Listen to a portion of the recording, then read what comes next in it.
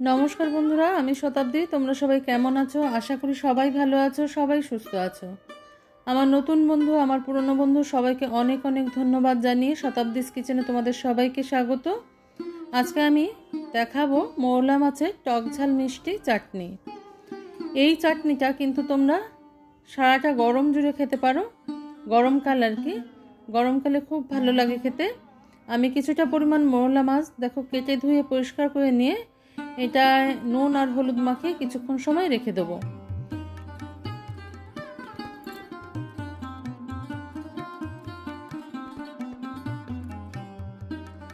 আমার হাতটা অবশ্যই ভালো করে ধোয়া আছে, কারণ এটা একটা হেলদি হ্যাবিট।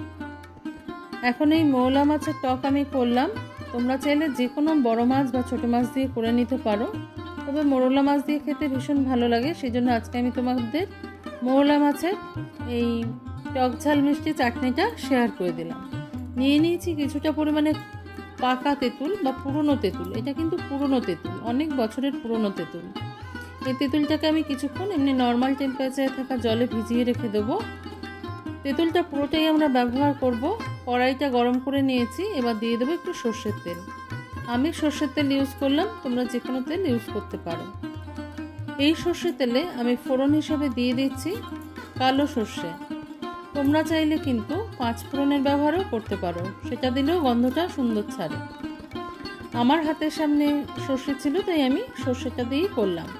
দিয়ে দিলাম দুটো গোটা শুকনো লঙ্কা, একটু ভেজে নেব নাড়াচাড়া করে। তোমরা সবাই জানো যারা রান্না করো, সর্ষেটা একটু ফাটতে শুরু করলেই আমি কিন্তু এর মধ্যে নুন হলুদ দিয়ে মাখিয়ে রাখা মৌলা মাছটা যোগ করে দেবো। খুব কড়া করে ভাজবার দরকার নেই, খুব কড়া করে ভাজলে কিন্তু মাছটা রাবারি টাইপের হয়ে যাবে, তখন খেতে ভালো লাগবে না।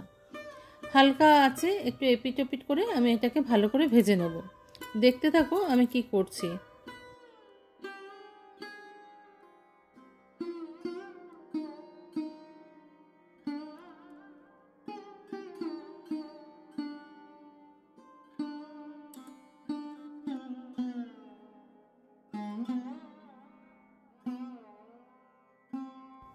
চ্যানেলে কোনো নতুন বন্ধু থেকে থাকলে বন্ধু হতে চাইলে পাশে চলে আসতে পারো। সেজন্য তোমাদের ফুল ভিডিওটা দেখে তারপরে সাবস্ক্রাইব বাটনটা প্রেস করে দিয়ে বেল আইকনটাও প্রেস করে দিতে হবে, যাতে প্রথম ভিডিও নোটিফিকেশনটা তুমি সবার আগে পেয়ে যাও।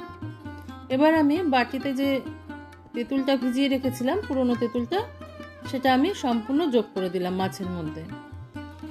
খুব বেশি সময়ের কাজ না, এটা খুব সাধারণভাবে হয়ে যায়। অনেক সময় আমাদের গরমকালে মাছ টাছ খেতে ইচ্ছা করে না, সেই সময় কিন্তু তোমরা এরকম করে খেতে পারো। দিয়ে দিলাম পরিমাণ মতন মিষ্টি।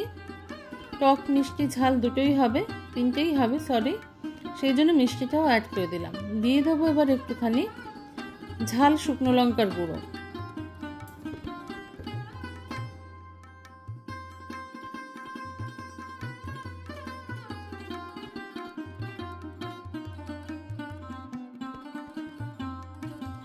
এবার দেখো আমি একটুখানি অ্যাড করে দিলাম ঘরে তৈরি করে রাখা 5 ফোড়নের গুঁড়ো। এটা দিলে কিন্তু গন্ধটা ভীষণ সুন্দর ছাড়ে।